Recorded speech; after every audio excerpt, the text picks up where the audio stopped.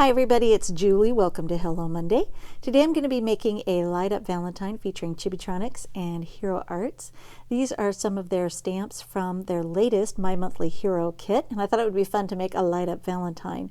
They have a couple of sets here that I'm going to be working with, as well as a heart-shaped die, and you can see there's a great variety here between these two stamp sets, but there's more, so be sure to check them all out at ellenhutson.com.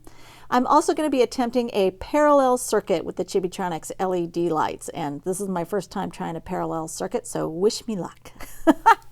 I'm going to start by taking this really cool die, which I did want to show you, has score lines that will enable you to fold it up into a little tiny envelope for a love note. Isn't that the sweetest thing? But that's not actually what I'm going to be using it for today.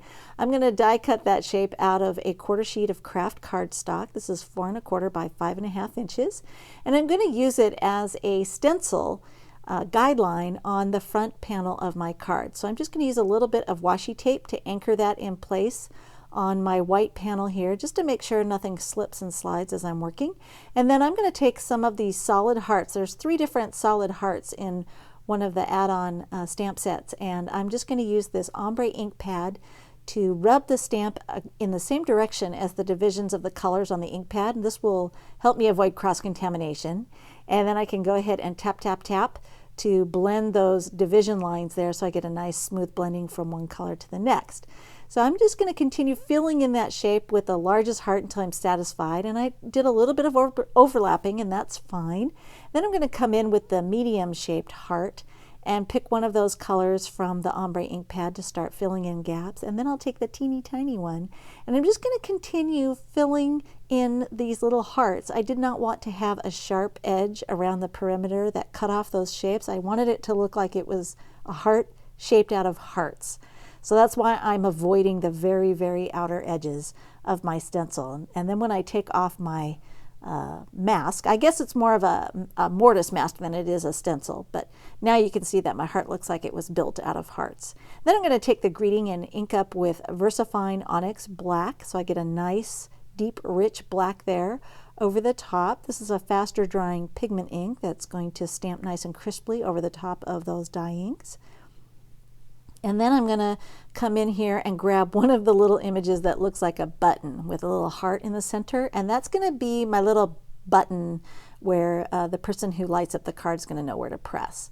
So now I have to determine where my little tiny LED lights are going to go. So I'm just using a piercing tool to pierce some holes into the front panel of my card, and I'm just kind of eyeballing it here and playing around with where I want to place these.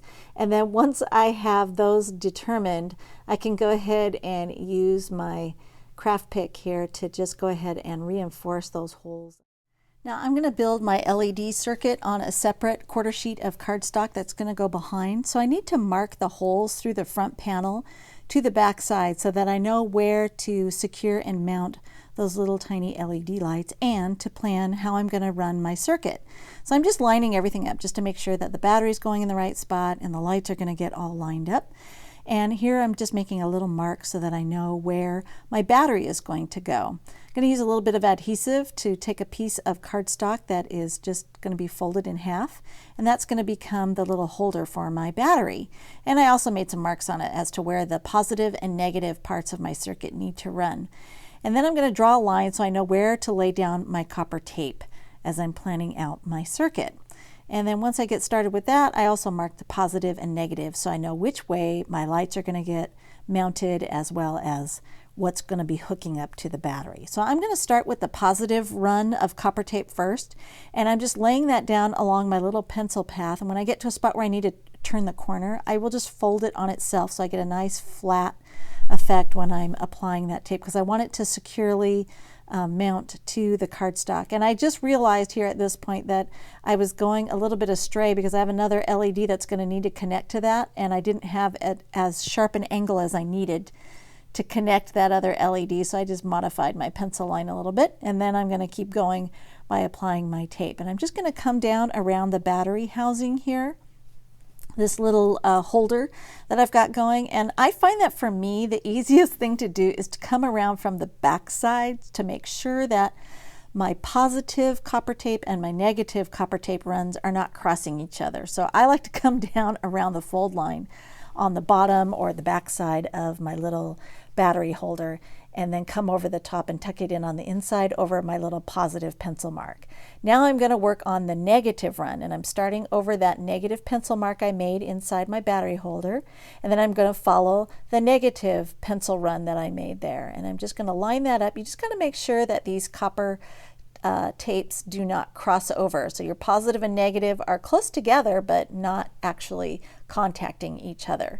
So now that I've got that all in place, those are my little copper tape runs. I'm going to smooth those down and burnish them very firmly against the cardstock. And then it's time to start mounting my LED lights. And each of these LED lights has a positive side and a negative side that are marked on them. It's kind of hard to see on camera. But now I'm going to line them up, and I'm using my tweezers because sometimes the oil from my skin neutralizes the adhesive and I don't get a really good contact. So that's why I'm using my tweezers, to get a hold of them and mount them in place. And then I'm just going to burnish with the end of my tweezers there to make sure that they're making a strong connection. And then I'm just going to repeat the same process with a couple more of these LED lights, and just lining up the positive side of the LED with the positive copper tape run and the negative with the negative. So once those are all burnished in place, I can go ahead and come back down to my battery and close the little door. I'm going to pop my battery on there, and the negative connects to the negative side of the copper tape and the positive to the positive, and it tested just fine. I was like, sweet, first time, it worked out. So now I'm going to go ahead and finish building a little bit of the little holder together, and this is going to prevent the copper tape on the positive side from actually touching the battery until you press down firmly. So I'm adding 3 layers of foam tape all around my little battery here, and that way it keeps that piece of cardstock that has the positive tape run lifted or elevated so that it doesn't make contact. Because if you have repeated contact that doesn't disconnect, it's going to run the battery out, and I don't want that to happen. So this little foam tape layer of like 3 layers thick is going to prevent that copper tape from touching the battery until you press it. So then you can send it through the mail and not worry that it's going to end up being dead by the time it reaches the recipient, because it was on all the time. And then 3 layers of foam tape seems to be the magic number of layers of tape that keep it elevated enough to prevent that from happening.